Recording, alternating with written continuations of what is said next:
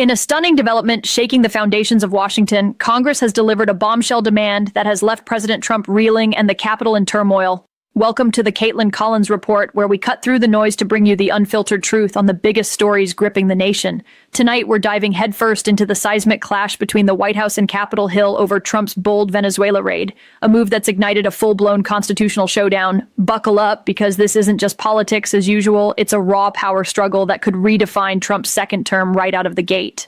In an extraordinary turn that has sent shockwaves through the corridors of power, 5 Republican senators have broken ranks with President Donald Trump, joining every Democrat to propel a sweeping war powers resolution forward in a razor-thin 52-47 procedural vote. The measure, designed to slam the brakes on any further unilateral military action against Venezuela without explicit congressional consent, marks the most significant congressional pushback against executive overreach since the president's second inauguration just days ago. What began as quiet unease on Capitol Hill has now erupted into a full-blown bipartisan revolt, exposing fractures within the Republican Party at a moment when unity was supposed to be ironclad. The flashpoint traces directly to the daring and deeply controversial U.S. Special Operations raid that captured Venezuelan President Nicolas Maduro on foreign soil. The operation, executed with lightning speed and surgical precision, delivered the embattled leader to federal authorities in New York to face long-standing narcotics trafficking and corruption charges. Yet the White House's decision to launch the mission without any prior consultation with congressional leadership has ignited a constitutional firestorm. Lawmakers from both parties argue the action crossed a dangerous red line, deploying American forces into potential armed conflict without the constitutionally mandated approval of Congress. Leading the charge is Virginia Democrat Tim Kaine, whose resolution invokes the War Powers Resolution of 1973 to demand the immediate withdrawal of U.S. troops from any position that places them in imminent hostilities against Venezuelan forces unless Congress grants specific authorization within 48 hours of the next engagement. The text is deliberately broad, crafted to cover not only the Maduro capture, but also any future escalations the administration might contemplate amid Venezuela's ongoing political meltdown and the flood of migrants crossing the southern border. What makes the vote seismic is the identity of the defectors. Senator Josh Hawley of Missouri, once among Trump's most vocal defenders and a fixture at the former president's rallies, cast one of the pivotal Republican yes votes. Hawley, who has increasingly positioned himself as a nationalist skeptic of endless foreign entanglements, delivered a terse floor statement declaring that America's sons and daughters should never be sent into harm's way on the unilateral whim of any president, Republican or Democrat. Joining him were Indiana's Todd Young, a respected foreign policy voice, Alaska's Lisa Murkowski, long known for her independent streak, Maine's Susan Collins, the chamber's most moderate Republican, and Kentucky's Rand Paul, whose libertarian distrust of executive warmaking has never wavered. The procedural victory, securing cloture and clearing the path for a full floor debate, came after hours of closed-door negotiations and intense lobbying from the White House. Senate Majority Leader John Thune, a longtime Trump ally, reportedly spent much of the evening on the phone with the president trying to prevent the defections. Sources close to the discussions described the conversation as spirited and at times heated, with Trump pressing Thune to whip the caucus harder. In the end, the effort fell short. The 5 GOP crossovers proved immovable, convinced that the principle of congressional war powers outweighed party loyalty in this instance. The White House response was swift and furious. Within minutes of the vote being announced, President Trump took to social media, branding the dissenting Republicans disloyal weaklings and calling on primary challengers to take them out in the upcoming 2026 midterms. "We won a historic mandate," the president posted, "and now a handful of Renos are trying to sabotage it. They will pay a very big price." The public broadside has only deepened the sense of crisis, turning what might have been a quiet policy disagreement into a highly visible test of the president's grip on his own party. Behind the scenes, the revolt is reverberating far beyond the Senate floor. Members of the House Freedom Caucus, long considered the most reliable pro-Trump bloc, are privately divided. Several hardline conservatives have expressed quiet support for the principle of reining in executive overreach, even while publicly declining to endorse Kaine's resolution. The split reflects a broader tension that has simmered since the 2024 campaign. How far should a Republican Congress go in checking a Republican president when the issue is war and peace? The resolution's path forward remains treacherous. It must survive a full Senate vote, then clear the Republican-controlled House, where Speaker Mike Johnson has already signaled strong opposition. Should it pass both chambers, President Trump has vowed an immediate veto, a move that would require a 2/3 supermajority in both houses to override, a threshold that appears out of reach for now. Yet the very fact that the measure has advanced this far has altered the political atmosphere in Washington. For the first time in Trump's second term, Congress is visibly asserting its Article I authority in a way that forces the White House onto the defensive. Investors are taking note. The Dow Jones Industrial Average dipped more than 400 points in late trading as traders digested the implications of a prolonged power struggle between Pennsylvania Avenue and Capitol Hill. Foreign capitals, too, are watching closely. In Caracas, Maduro's allies have already seized on the Senate vote as proof of American disarray, while governments across Latin America quietly recalibrate their expectations about the next phase of U.S. policy toward the region. The bipartisan nature of the revolt carries special symbolic weight. In an era defined by polarization, the sight of Republicans and Democrats standing together against what they see as an abuse of executive power has reminded Washington and the country that certain constitutional boundaries still command respect across party lines. Whether this moment proves to be a one-time rebuke or the opening salvo in a larger rebalancing of power remains uncertain. What is clear is that the White House no longer enjoys unchallenged control of the foreign policy narrative, and the president's own party has shown it is prepared to push back when the stakes involve American troops and the risk of war. In a dramatic break from his longtime alliance with President Donald Trump, Missouri Senator Josh Hawley has emerged as the unexpected face of a growing Republican rebellion on Capitol Hill. Once a fierce defender who rallied crowds at Trump events and championed the former president's agenda, Hawley cast one of the decisive votes Thursday to advance a bipartisan war powers resolution that would severely limit any future U.S. military action against Venezuela without explicit congressional approval. His decision helped propel the measure forward in a stunning 52-47 procedural vote, with Hawley joining 4 other Republicans in crossing party lines to side with every Democrat. Hawley, a constitutional lawyer by training, framed his support in stark terms rooted in the separation of powers.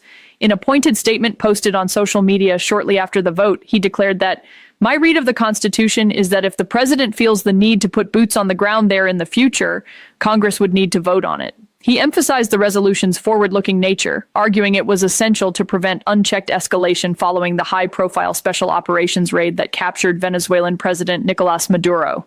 Hawley stressed that while he supported the initial incredible feat of the capture, any sustained ground presence or expanded hostilities demanded congressional oversight under Article 1. His position reflects a broader nationalist skepticism toward prolonged foreign entanglements. Even when led by a Republican president, he is often praised. The defection carries particular weight because Hawley has long been viewed as one of Trump's most reliable Senate allies, frequently appearing alongside him and echoing his rhetoric on issues from trade to immigration. His vote signals that even core MAGA figures are willing to draw lines when it comes to war powers and the risk of deeper U.S. involvement in Venezuela's chaotic landscape. Colleagues describe Hawley as increasingly focused on constitutional principles over blind loyalty, a shift that has fueled speculation about his own political ambitions, including a possible 2028 presidential run. President Trump responded with immediate and blistering fury. Within minutes of the vote's announcement, he unleashed a torrent of criticism on Truth Social, branding the 5 dissenting Republicans, including Hawley, as disloyal weaklings, who were attempting to take away our powers to fight and defend the United States of America. In a series of posts, Trump declared they should never be elected to office again, calling for primary challengers to rise up and oust them in the 2026 midterms. He accused them of sabotaging a historic mandate and hampering national security by tying the hands of the commander-in-chief. The broadside singled out Hawley alongside Susan Collins, Lisa Murkowski, Rand Paul, and Todd Young, labeling the group a betrayal that would not be forgotten. The attack intensified the political stakes, turning a policy disagreement into a personal and partisan showdown. Trump rejected the war powers resolution outright, calling it unconstitutional and a violation of Article 2 authority. Reports indicate he placed heated calls to some of the senators, with one source describing a profanity-laced rant directed at a colleague. The public fury has rattled the Republican caucus, raising fears of primary threats that could complicate re-election campaigns in an already tense election year. Yet Hawley brushed off the criticism, stating he took no offense and stood by his vote as a matter of constitutional duty, even as he reiterated support for the president on other fronts. The clash has laid bare emerging tensions within the GOP, where loyalty to Trump now competes with institutional concerns about executive overreach in foreign policy. Tensions between the White House and Capitol Hill reached a boiling point as Senate Majority Leader John Thune engaged in what sources describe as a highly charged, spirited conversation with President Donald Trump following the Senate's dramatic procedural vote to advance a bipartisan war powers resolution. The measure, which seeks to block further U.S. military action in Venezuela without congressional approval, passed 52-47 on Thursday, with crucial support from 5 Republican senators breaking ranks. Thune, a key Trump ally and the chamber's top Republican, reportedly spent much of the evening on the phone with the president, attempting to stem the defections and rally the caucus behind the administration's position. Despite the intense lobbying, the effort fell short, leaving the White House visibly frustrated and highlighting the limits of presidential influence even within a GOP-controlled Senate. The exchange underscored the deepening rift over the president's aggressive foreign policy moves. Trump has defended the January 3rd special operations raid that captured Venezuelan President Nicolas Maduro as a precise law enforcement action targeting a narco-terrorist indicted in the U.S. since 2020. Administration officials, including Secretary of State Marco Rubio, have insisted the overnight strikes and extraction to New York were justified under Article 2 executive authority, akin to past operations like the raid on Osama bin Laden. Yet the lack of any prior notification or consultation with Congress has fueled outrage on both sides of the aisle, with lawmakers arguing the mission crossed into hostilities that demand legislative oversight under the War Powers Resolution of 1973. Congress accuses the White House of bypassing its constitutional role in declaring war or authorizing sustained military engagements. Democratic Senator Tim Kaine, the resolution's lead sponsor, has emphasized that while many support bringing Maduro to justice, the operation's scale, including reported strikes on Venezuelan targets, and Trump's subsequent statements about the U.S. running Venezuela for years to secure its oil resources raise the specter of prolonged involvement. Republicans who joined the procedural vote, including Rand Paul and Josh Hawley, echoed concerns that unilateral action risks entangling American forces without explicit congressional consent. The resolution would require the president to terminate any use of U.S. armed forces in imminent hostilities against Venezuela absent specific authorization, effectively forcing a debate on the future of American involvement in the region. The capture itself has ignited a full constitutional crisis, with critics labeling the raid an unauthorized act of war against a sovereign nation. International backlash has been swift, with the United Nations Secretary General warning of a dangerous precedent, while China, Russia, and Cuba condemn the move as a violation of international law. Domestically, Democrats have decried the operation as a legal regime change disguised as law enforcement, pointing to the absence of a congressional briefing or authorization. Even some Republicans have quietly expressed unease about the precedent, fearing it could lead to broader escalations, including rumored ambitions toward Greenland. The showdown between Thune and Trump reflects the high stakes, maintaining party unity in a narrowly divided Senate while addressing legitimate concerns about executive overreach. Thune has downplayed any lasting grudge, stressing the need to focus on upcoming votes, including appropriations battles ahead of the January 30th funding deadline. Meanwhile, the president has continued to lash out publicly at the defectors, intensifying pressure on Capitol Hill as the resolution heads toward a full-floor debate. The crisis has exposed raw nerves over who truly controls the nation's war-making powers at a moment when U.S. forces remain positioned in a volatile hemisphere. Even as House Speaker Mike Johnson vows to kill it, the House Freedom Caucus is quietly fracturing over the Senate-passed War Powers Resolution targeting President Trump's Venezuela policy. Several hardline members, long considered the staunchest Trump loyalists, have privately signaled reluctant support for reining in executive military overreach, citing constitutional concerns after the unilateral Maduro capture raid.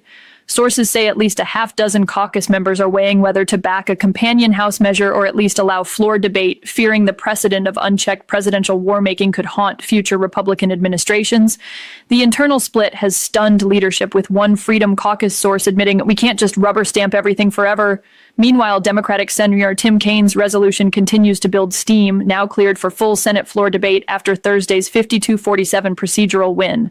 With 5 Republicans crossing over, the measure has momentum not seen in war powers fights since the early 2020s, positioning it as the first serious constitutional check on Trump's second-term foreign policy agenda. Wall Street shuttered Thursday as the Dow Jones Industrial Average plunged more than 420 points in late trading, erasing early gains and closing down 1.3% amid escalating tensions between President Trump and Congress over the Senate's War Powers Resolution. Investors grew jittery watching the rare bipartisan rebuke. 5 Republicans joining Democrats to advance a measure blocking further unilateral action in Venezuela, spark fears of prolonged political gridlock and uncertainty in U.S. foreign policy. Energy stocks took the hardest hit, sliding on concerns that any congressional restraint could delay or derail Trump's aggressive oil security agenda tied to Venezuela. Analysts warn the standoff risks dragging into weeks of hearings, floor votes, and potential veto drama, rattling confidence in executive decisiveness at a time when markets had priced in smoother Republican control. The Senate vote has suddenly transformed the 2026 midterm landscape into a high-stakes battlefield. Democrats are already framing the clash as proof Congress can check Trump's impulses, energizing their base with a fresh narrative of constitutional accountability. Republicans face a nightmare scenario: defend the president's authority and risk alienating moderates and institutionalists, or quietly support reigning in executive power and invite primary fury from Trump loyalists. Swing district lawmakers are watching closely, with early polling in battleground states showing growing unease over foreign entanglements. The dramatic stand on Capitol Hill has redefined the political calculus, elevating war powers and separation of powers issues to the forefront of voter conversations and setting the stage for what could become the most consequential midterm fight since 2018. From the bipartisan Senate revolt and Hawley's bold defection to Trump's fiery backlash, Thune's tense showdown, the constitutional crisis over Maduro's capture, fractures in the Freedom Caucus, Caney's surging resolution, market turmoil, and the explosive midterm implications, this clash isn't just a policy spat, it's a fundamental test of our democracy's checks and balances, exposing cracks in GOP unity and forcing a reckoning on executive power and foreign affairs. On the Kaitlan Collins report, we'll keep digging into every angle as this unfolds, because the truth matters, and so does holding power accountable. That's our show for tonight. Stay vigilant, America.